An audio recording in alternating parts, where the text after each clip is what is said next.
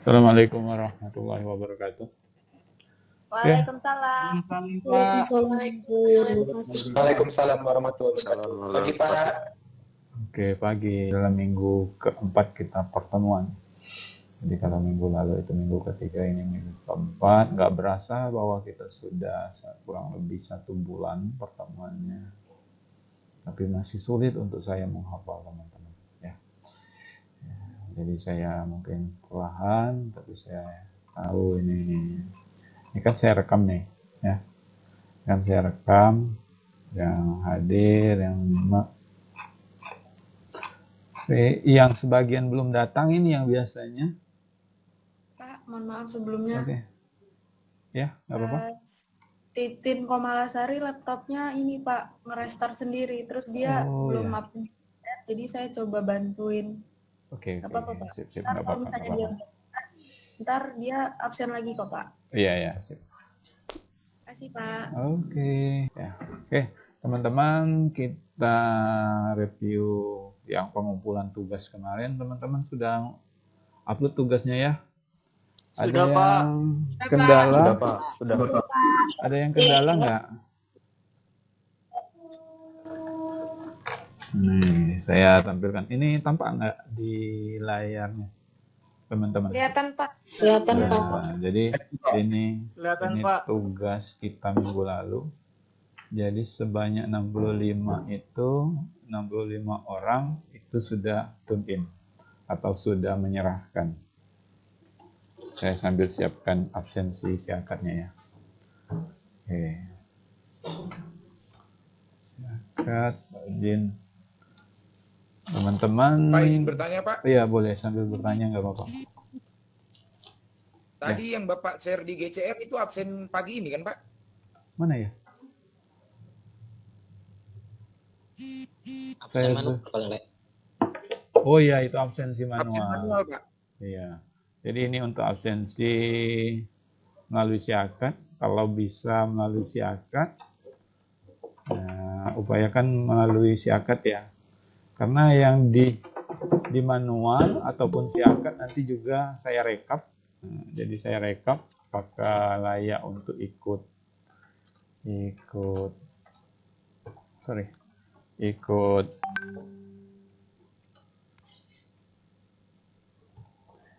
UTS atau UAS. Nah, yang penting Anda tetap absen ya. B28. Oke. Absensi kita ini minggu keempat.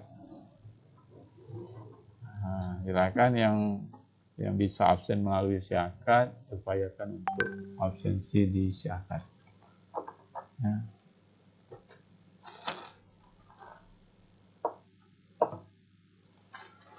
Oke, ini yang upload tugas 65 orang. Ini sambil melihat ya teman-teman. Jadi kalau ada yang nanya, Pak, saya sudah nyampe belum ya tugas saya? Nih lihat di sini. Pak, saya belum masuk grup PKS, Pak. Waduh, coba buka di Google Classroom-nya. Google Classroom kan belum gabung di grup ya? Halo? Mana nih yang ngomong tadi? Belum, Pak, belum aku buka. Ntar saya buka dulu ya, Pak ya. Ini mana ya? Jadi ini yang upload nih, yang sudah berhasil upload. Keren. Malah sudah pakai koper ini.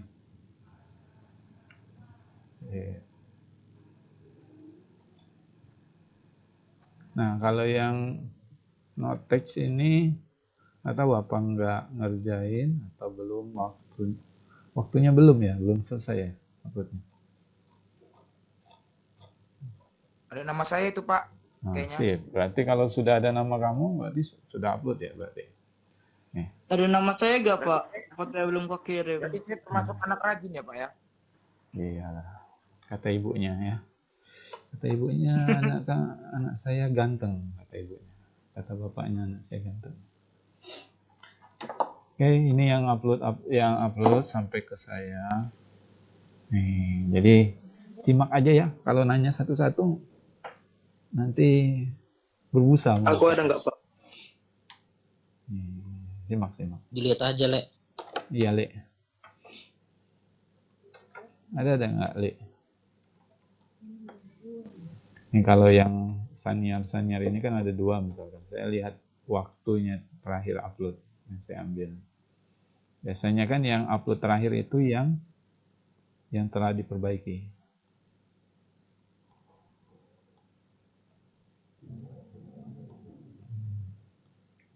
Ini ada 2, misalkan saya lihat dia uploadnya yang mana. Jadi kan kalau Anda tugas 1, saya bisa mengelompokkan ini tugas 1.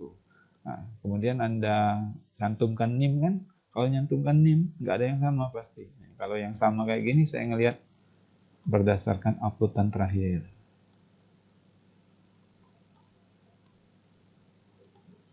Jadi ini yang upload. Oke, banyak nih. Kalau nanya satu-satu, saya harap buka di video berarti ya. Buka video. Pak, nama saya sudah ada belum masuk? Pak, tadi saya dari Word, Pak. Uploadnya nggak apa-apa, Pak? Nggak apa-apa, sudah. Oke. Nanti memang orang Indonesia kayak gitu. Ya. Sudah mencoba baru baca aturan pakai. Ya, biasanya kalau orang menggunakan elektronik, sudah dia colok ke listrik, baru dia baca itu cara pemakaian. Ya, baca dulu, baru kerjakan.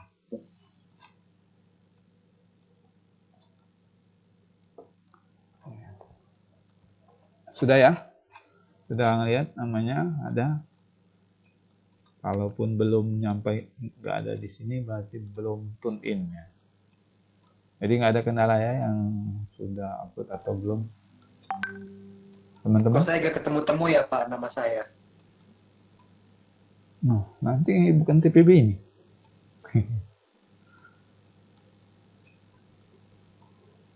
Ada?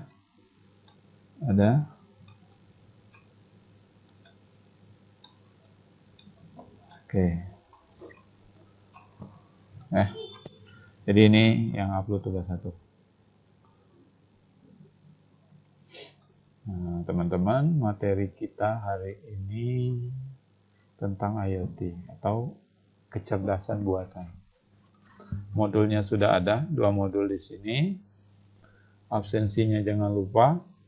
Jadi kalau yang absensi manual, kalau bisa pocket, usahakan juga pocket. Nanti biar Pak nggak repot merekapnya ya.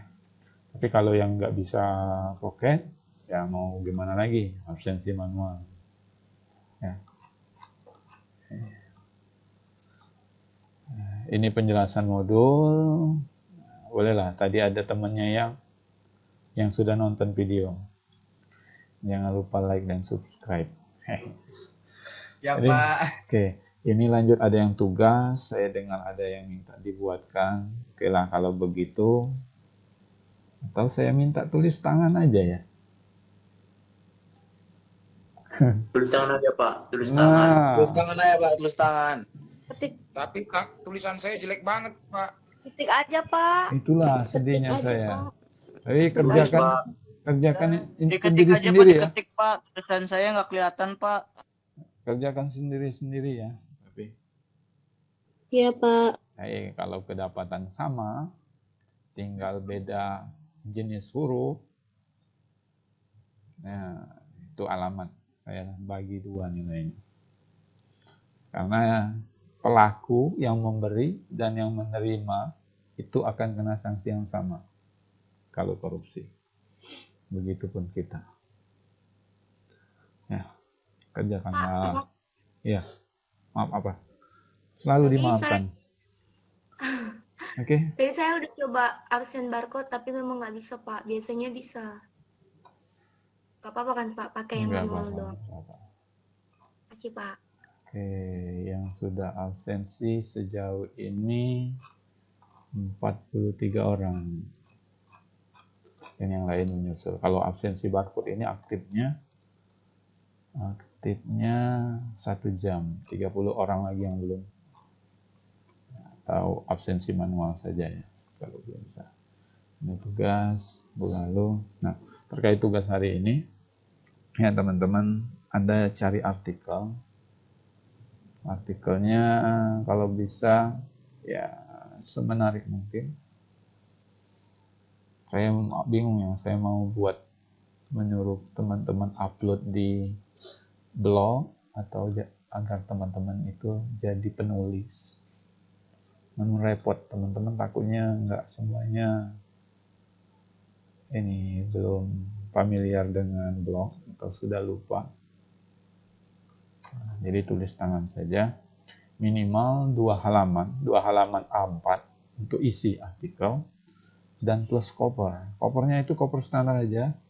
Yang penting menyantumkan NIM, nama, prodi, TPB kita, mata kuliah kita, ya. Seperti itu. Nah, untuk isi ini Times New Roman, ukurannya 12. Spasinya 1,5. Takutnya kenapa kalau nggak saya tentukan spasinya, nanti ada yang spasinya 3. Jadi panjang. Isinya cuma 1 paragraf. Ya, ukuran kertasnya A4, atur marginnya, atur standar margin itu. Nah, batas kiri 3, batas kiri 4, batas kanan 3, atas 3, bawah 3, seperti itu. Ya, ukuran standar. Nah, untuk nama formatnya itu boleh dokumen, doc, word, atau PDF. Nah, namanya, penamaan filenya seperti ini, sama ya. Ini kan karena tugas 2. Tulis tugas 2, NIM, nama, TPB. Nah, ya teman-teman. Jadi seperti ini format filenya, boleh doc atau boleh PDF. Nah, strategi Indonesia dalam menghadapi revolusi industri. Nah, kan sekarang kita sudah memasuki, sudah berjalan di sektor di revolusi industri 4.0 atau 4.0. Jadi bagaimana Indonesia ini apakah sudah layak disebut smart city atau belum?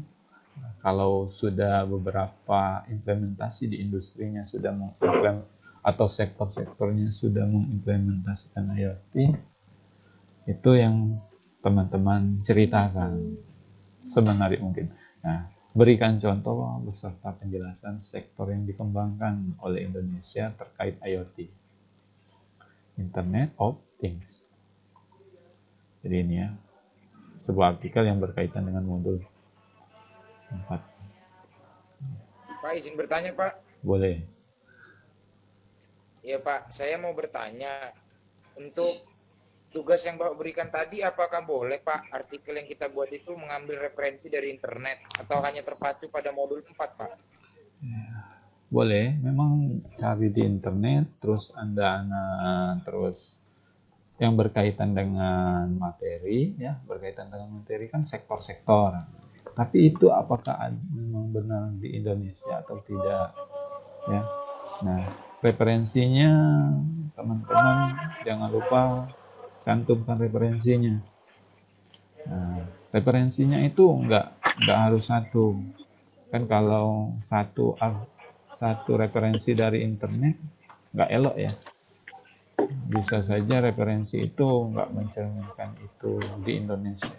Jadi cari artikel-artikel yang berkaitan dengan Indonesia, implementasi IoT-nya di Indonesia.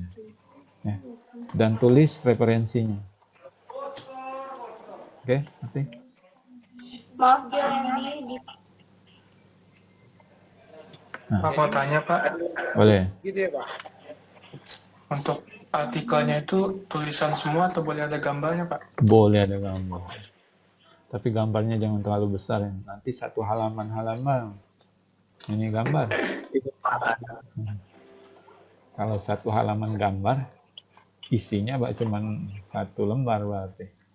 Ya. Menyesuaikan saja yang cantik gambarnya, yang pas. Ya. maksud saya. Nah, oke, ada lagi? Kita sambil menjelaskan ini pengantar. Jadi kita ini belajar IoT, teman-teman. IoT itu yang berkaitan dengan internet dan berkaitan dengan kendali. Kendalinya sistem pengendalian dari jarak jauh. Jadi kalau internet itu kan kita kalau membahas internet secara sederhana, internet itu menghubungkan kita dengan dunia luar, bisa memungkinkan kita berkomunikasi dengan orang dari kota atau jarak yang jauh. Itu pengertian internet ya. Seperti pada pembahasan pertemuan kedua ya. Pertemuan kedua kan kita membahas internet. Jadi itu internet itu kalau di IoT lebih dari itu. Dia memanfaatkan internet sebagai komunikasi datanya atau pertukaran perintah atau informasinya. Internet itu jaringan yang menghubungkan komputer di seluruh belahan dunia secara global. Memungkinkan kita berkomunikasi antar negara. Analoginya dengan jaringan. Nah, jadi apa itu IoT? IoT itu atau Internet of Things itu adalah jaringan benda fisik. Nah, jadi adanya benda fisik yang tertanam, embedded, di elektronik atau perangkat atau sensor. Nah, jadi ini perangkat ini atau Arduino ini tertanam berupa Arduino atau berbentuk papan PCB. Ini tertanam di sebuah mesin atau perangkat elektronik atau bisa juga berupa software ya, yang tertanam di barang tersebut dan memerlukan juga koneksi internet yang memungkinkan untuk mencapai nilai yang lebih besar. Lebih besar ini bisa bukan hanya sekedar informasi dan layanan dengan bertukar data, lebih dari itu yang terhubung. Nah, artinya things ini apapun yang terhubung dengan internet termasuk IoT, barangnya barang fisik dapat dimonitor, dapat dikendalikan dari jarak jauh. Jadi kita itu bisa mengendalikan jarak jauh, tapi asal ada koneksi internet yang stabil. Kalau teman-teman, misalkan teman-teman pergi ke luar kota, teman-teman bisa mengendalikan rumahnya dengan adanya internet yang stabil. Misalkan di rumahnya juga ada speedy. Teman-teman bisa mengontrolnya, mengendalikannya menggunakan handphone. Nah, pemanfaatan IoT ini, misalkan menyiram tanaman. Begitu teman-teman kendalikan dari jarak jauh menggunakan internet. Handphonenya kan punya koneksi. Di rumahnya terkoneksi juga dengan internet. Itu bisa menyiram tanaman gitu. Atau membuka pagar secara otomatis. Jadi yang ada di mesin yang kita kontrol itu adanya modul ini atau elektronik yang tertanam atau berupa sensor. Misalkan mematikan lampu, berarti ada sensor yang mendeteksi cahaya. Sensor itu mendeteksi cahaya, misalkan cahaya matahari. Begitu pagi, mati lampunya. Begitu malam, terang, gelap, sensornya tidak mendeteksi cahaya. Jadi, nyala lampunya. Nah, jadi barang fisik yang dapat dimonitor dan dikendalikan dari jarak jauh. Nah, ini tujuan IoT merupakan sebuah konsep yang bertujuan untuk memperluas manfaat dari konektivitas internet.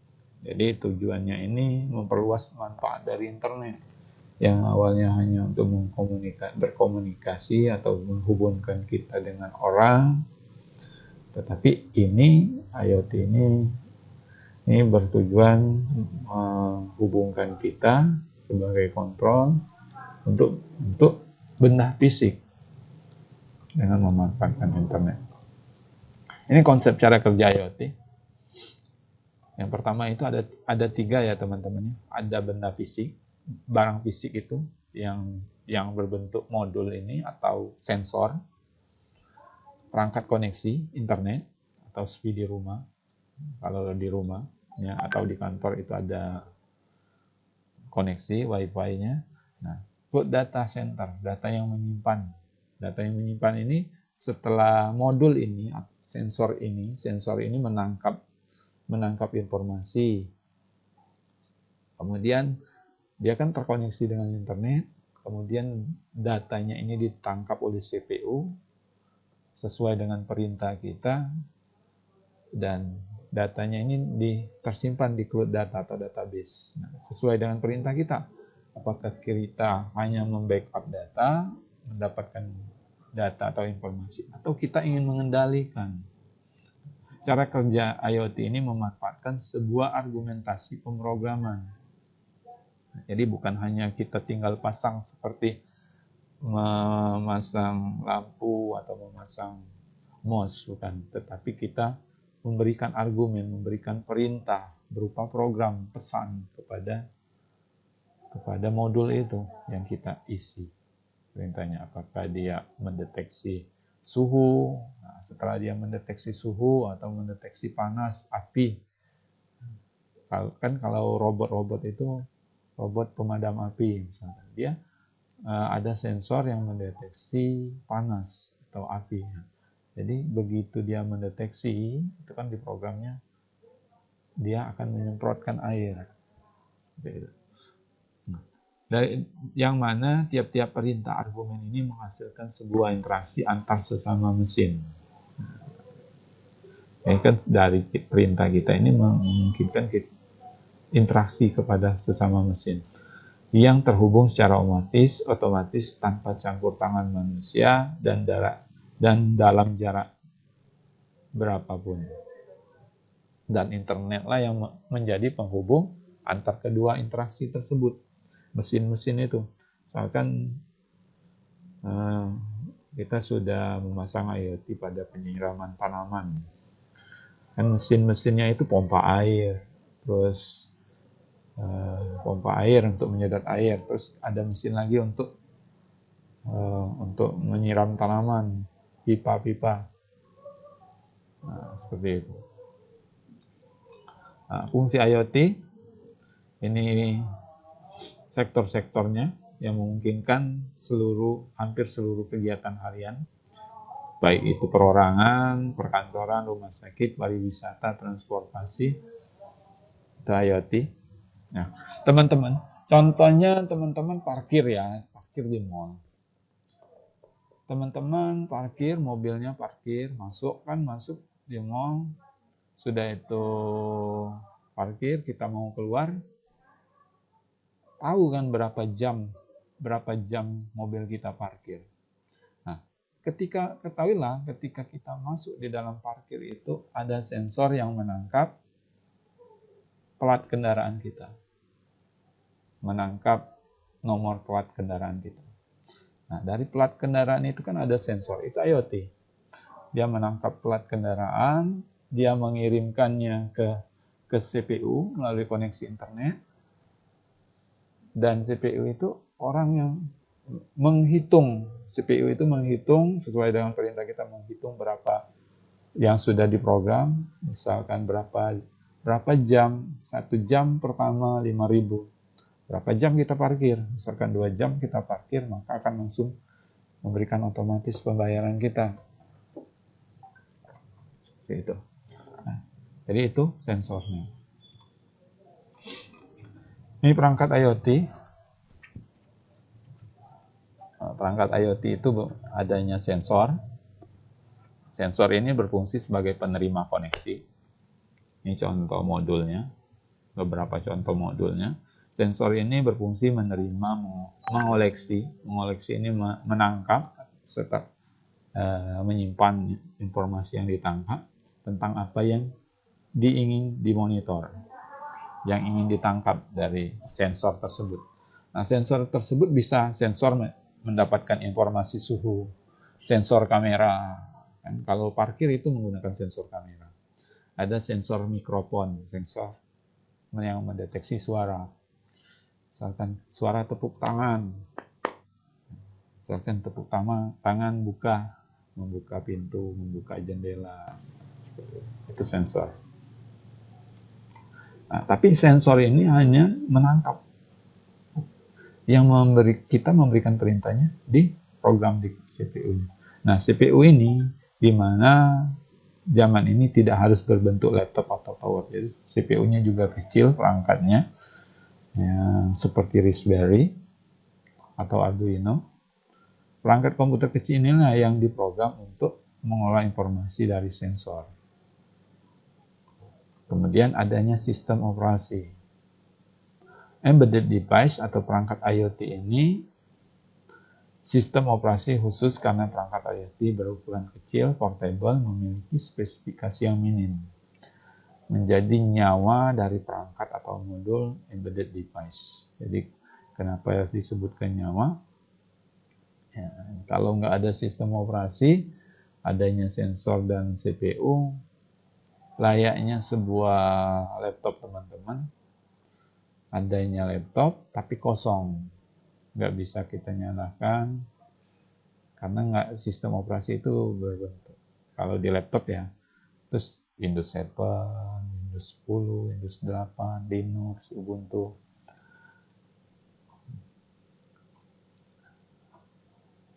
Jadi lanjut ke perangkat yang berukuran kecil memiliki spesifikasi yang minim. Menjadi nyawa kita untuk operasinya. Nah, terus jalur komunikasi setelah sensor mengoleksi, setelah sensor menangkap informasi, tergantung sensornya ya. Sensornya menangkap informasi nih. Sensornya kamera, misalkan sensornya kamera menangkap informasi, kemudian dikirim ke CPU. Nah, CPU ini mengelola dan menentukan tindakan berdasarkan informasi yang didapat. Maka perangkat IoT ini memerlukan alur komunikasi pengiriman data ke user. Jalur komunikasinya ini bisa Bluetooth. Sebenarnya bisa Bluetooth, namun Bluetooth ini kan terbatas ya teman-teman. Bluetooth ini memungkinkan hanya 10 meter, itu paling kencang. Terkadang putus. Wi-Fi tergantung dekatnya kita dengan koneksi. Nah, kalau punya internet yang stabil. Jadi untuk mengirim informasi di tempat yang jauh, batasan ruang dan waktu, maka IoT akan menggunakan media internet. Nah, keluaran dari IoT ini merupakan merupakan aksi atau tindakan yang setelah diproses oleh CPU, ya, mengirimkan informasi. Apakah kita hanya ingin dapat memonitor kerja dari karyawan, apakah kita ingin menyalakan mesin. Nah, pusat jika memiliki koneksi tertentu, menggerakkan motor, misalkan menggerakkan motor ini bukan motor Supra, bukan apa ya, menggerakkan motor DC motor mesin, atau menyalakan lampu, membunyikan alarm, menampilkan data di layar. Nah, kita yang program yang di CPU ini, perintahnya. Nah, ini contoh perangkat IoT. Ini Internet of Things dalam industri 4.0. Ini sama ya, ini sejarahnya teman-teman. Kita kan sekarang today ini sudah industri 4.0. Sebelumnya itu pada abad 18 itu industri 1.0, di mana industri itu pemanfaatan teknologi itu belum begitu sampai seperti sekarang, masih menggunakan mesin uap. Nah, kemudian pada abad ke-19 itu industri 2.0, di mana memungkinkan kita bisa sebuah perusahaan memungkinkan untuk memproduksi barang secara banyak dengan bantuan mesin. Tapi masih melibatkan orang di sini. Nah, industri 3.0 sistemnya itu sudah otomatis, sudah banyak robot menggunakan teknologi. Ya. Sampai di sini ini sudah maju. Kita sudah maju menggunakan otomatis. Nah, kenapa terobosan 4.0 ini? 4.0 ini memungkinkan kita bisa mengendalikan dari jarak jauh. Bukan hanya sekedar otomatis, bukan hanya robot, tapi sebuah mesin, sistem itu memungkinkan kita cukup aja di kota yang berbeda, nggak mesti harus datang.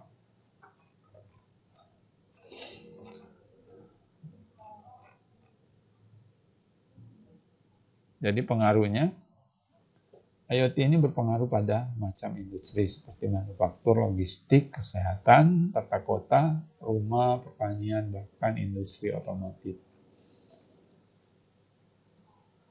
Ini implementasinya awalnya mesin pada abad 1.0 itu dibuat agar pekerjaan manusia menjadi lebih mudah dengan bantuan mesin. Pada awalnya mesin dibuat hanya untuk membantu manusia dan operasinya secara manual. Masih manusia yang menggerakkan mesin. Lambat laun, mesin ini dapat berjalan sendiri, otomatis. Agak lebih ringan kan pekerjaan kita manusia. Tetapi dalam perkembangan zaman, manfaat mesin ini sebagai alat, sebuah sistem, dalam sebuah sistem akan memenuhi kendala. Misalkan terkendala memungkinkan kendalanya jarak dan waktu. Jadi masalah ini yang dipecahkan di konsep industri 4.0. Kalau memecahkan masalah dari jarak dan jauh bukan hanya sekedar otomatis, yaitu memanfaatkan IoT ini. Dengan jarak yang jauh, maka mesin tidak bisa dikendalikan, tidak bisa berinteraksi dengan mesin lainnya. Jadi, untuk mengatasi hal ini, diterapkan gagasan IoT, Internet of Things, di mana semua mesin mengenal IP address. Jika dia terkoneksi dengan IP address, terkoneksi dengan internet, maksudnya, dia akan memiliki IP address. Dan IP address ini layaknya nomor handphone yang bisa berkomunikasi untuk menjalankan perintah. Menggunakan jaringan internet sebagai media komunikasi untuk saling bertukar data sesuai dengan instruksi dari program. Nah, ini bidang pertanian. Teman-teman bisa baca ya, pertanian, bidang kesehatan. Nah, bidang kesehatan itu contoh sederhananya di jam tangan. Kan jamnya sudah mendeteksi suhu, detak jantung. Tinggal pasang saja di tangan. Ini sistem keamanan. Misalnya remote control garasi melalui smartphone. Jadi tinggal mematikan dengan menutup, membuka pintu garasi. Atau lebih dari itu ya. Kalau di rumah itu misalkan ada AC, beberapa AC itu sudah mendeteksi suhu manusia, keberadaan manusia. Apabila ada manusia, dia membaca, maka akan nyala. Itu sensor. Nah, bidang pendidikan itu adanya monitoring untuk seorang siswa didata hasil tesnya, kemudian kegiatan-kegiatan di luarnya, kursus, sekolah, librarinya, atau kegemarannya. Jadi dia akan memonitor keaktifan seorang siswa. Bidang kelautan, mendeteksi keberadaan perahu nelayan.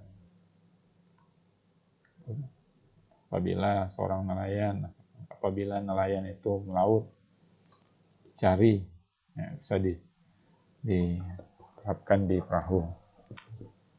Dan ada payung Florabella, ini mendeteksi perkiraan cuaca. Apakah seorang nelayan layak melaut atau tidak, bagaimana gelombang air. Bidang manufaktur, bidang industri. Kan ini sudah otomatis ya, mesin. Sudah mesin yang bekerja. Kalau seperti ini masih melibatkan manusia. Bagaimana peran manusia di sini tidak harus ada. Kalau kendalinya, kalau memungkinkan bisa dari jarak jauh. Nah, ini Smart City. Ini tugas teman-teman minggu lalu. Saya pastilah tahu ya teman-teman ya, bagaimana kota itu disebut Smart City. Apakah Indonesia sudah layak disebut Smart City atau belum? Beberapa tempat, beberapa sektor yang sudah diterapkan apa smart parking itu untuk parkir yang cerdas ya. Jadi nggak perlu harus orang sih jaga parkir. Kita scan, kita bayar menggunakan kartu e-money ya, seperti itu. Ini bidang otomotif, memungkinkan sebuah mobil itu bisa berjalan sendiri, autonomous driving. Jadi seorang pengendara itu nggak harus mengendarai mobil, tapi mobilnya bisa berjalan.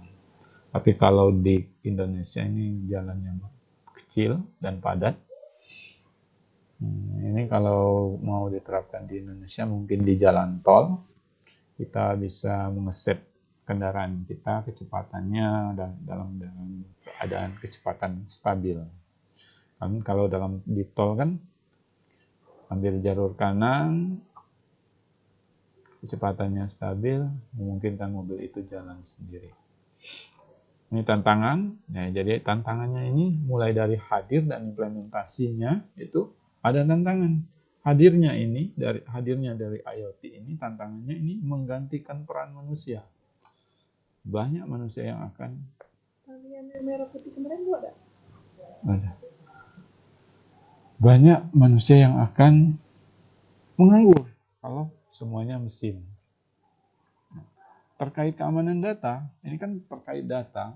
Kalau data terhubung dengan internet juga rawan akan kejahatan. Manusia, orang-orang yang berusaha untuk meretas data tersebut karena data tersebut dianggap penting.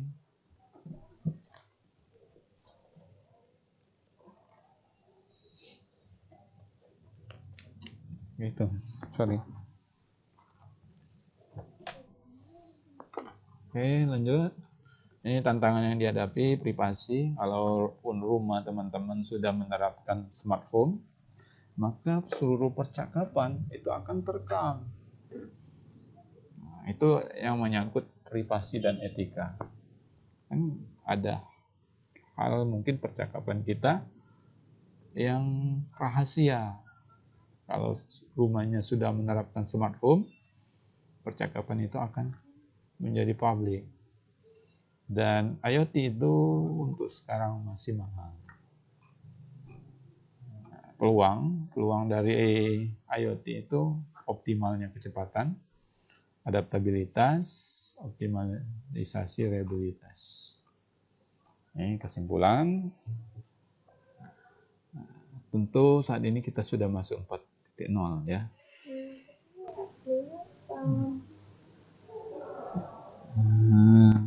Menjadi unsur yang sangat penting di samping data processing. Perbedaan utamanya dari industri sebelumnya adalah penggunaan yang sangat terkini. Kalau sudah otomatis, sudah robot, sudah mesin, tapi masih dikendalikan manusia, itu sudah industri 3.0, itu sudah biasa. Nah, semua pengembangan teknologi ini menghadirkan tantangan baru yang harus siap dihadapi oleh industri. Yang harus siap dihadapi teman-teman. Harus menguasai teknologi, jangan nggak tahu. Ya. Bukan tidak mungkin nanti rumah kita nggak lagi pakai gembok, nggak lagi pakai kunci.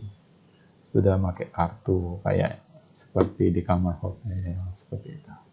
Sistem parkirnya sudah deteksi plat kendaraan, pintu rumahnya mendeteksi layaknya pintu mall. Ya, oke, seperti itu ya teman-teman.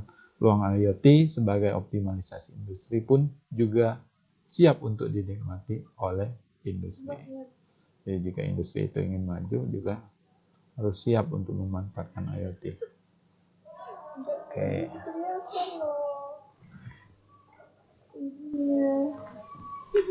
Oke, teman-teman, sampai di sini teman-teman. Halo, kok tidur ya? Pak, izin bertanya. Oke. Tanyakan saja. Gua mau nanya. Apa? Pak, izin bertanya, Pak. Tanyakan. Boleh, Pak, boleh. kapan kita offline, Pak? Offline. Sambil berdoa, teman-teman, kapan corona ini berakhir. Ya. Pak, izin bertanya, Pak. Ya. Perkenalkan, nama saya Rasid Abdurrahman dari Prodi Teknik Industri, NIM 120 190046. Oke. Izin bertanya, Pak. Yang saya lihat mengenai pengaruh internet segalanya ini sangat besar, Pak, di Indonesia. Tetapi kenapa masih jarang pihak yang membahas mengenai pengaruh internet opteng ini atau internet segalanya ini di Indonesia, selain dari Indonesia masih memfokuskan pada penyebaran akses internet yang merata. Padahal yang saya ketahui di Singapura itu kalau naik bus itu udah memakai EZ-Link, Pak. EZ-Link untuk pengunjung wisatawan, sedangkan yang itunya memakai KTP. Yang saya lihat di Indonesia hanya baru menerapkan ETL saja, penerapan tanpa manusia. Begitu, Pak. Terima kasih, Pak. Nah, jadi kita Indonesia ini masih dikategorikan negara sedang berkembang, teman-teman. Jadi pembangunan itu masih belum merata. Negara ini luas, Indonesia ini kaya, tapi kita masih sibuk dengan urusan pribadi kita kalau Indonesia ya. Nah, masih ada yang ngurusin untuk kepentingan politiknya, seperti itu, untuk memperkaya diri, masih korupsinya masih banyak. Nah, kalau di Indonesia belum internet, bahkan di beberapa tempat pun belum ada listrik ya.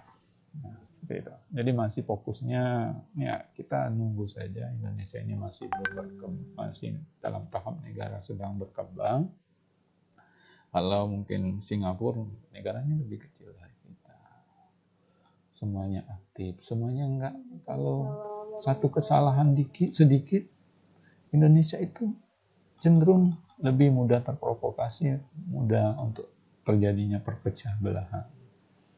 Seperti itu. Jadi enggak, kita nikmati saja. Mungkin dari beberapa teman-teman adalah generasi yang akan membangun Indonesia. Ya. Jadi harap bersabar dengan negara kita. Inilah ragam dari kita. Kita juga harus siap. Kalau sudah memanfaatkan teknologi, masyarakat kita saja masih ada yang malas-malas untuk belajar, masih ada yang mau putus sekolah, masih banyak orang-orang yang Pak Oga yang mau menyeberangi jalan. Oh, sudah maju negara itu nggak ada lagi istilah Pak Oga. Ya, jadi inilah untuk keberagaman negara kita ya, keadaan negara kita yang sedang berkembang.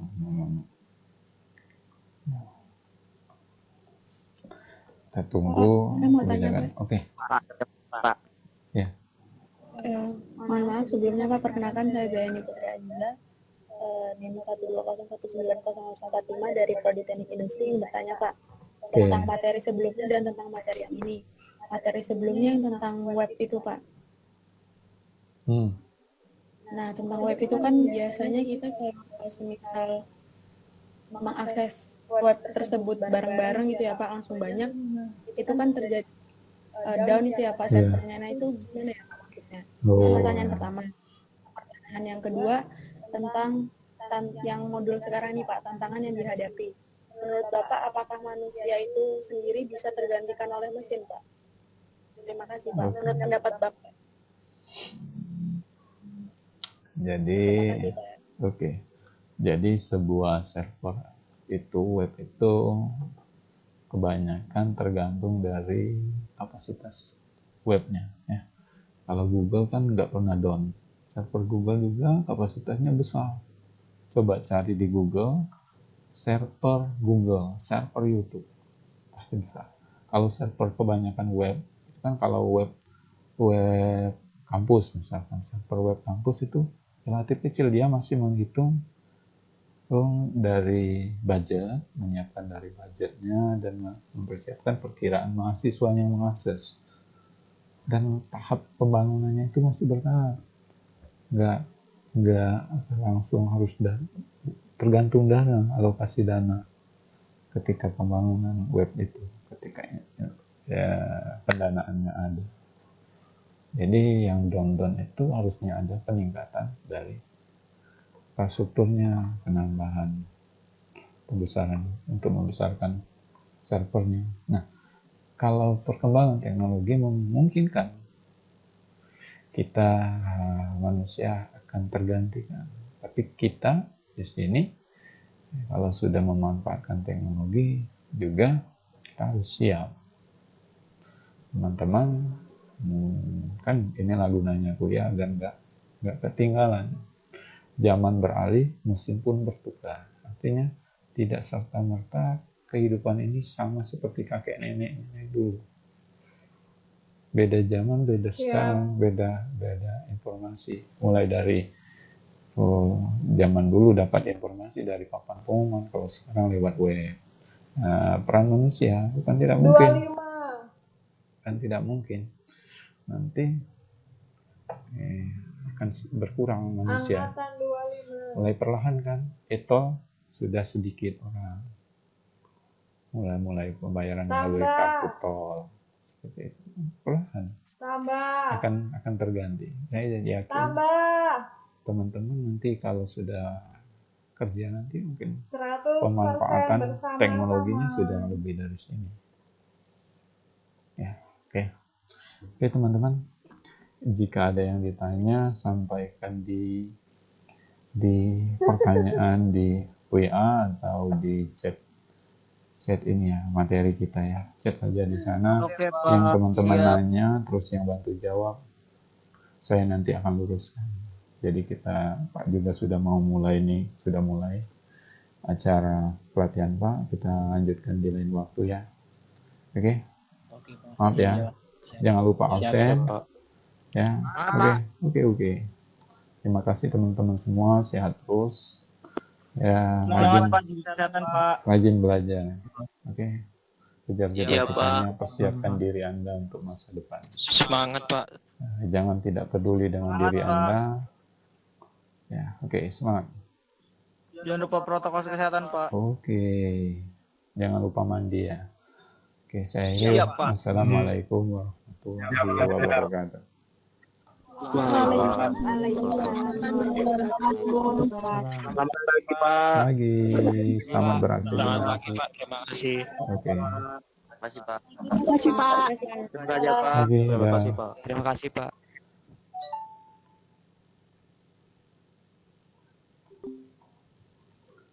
Aduh, di mana nih? Hari ini.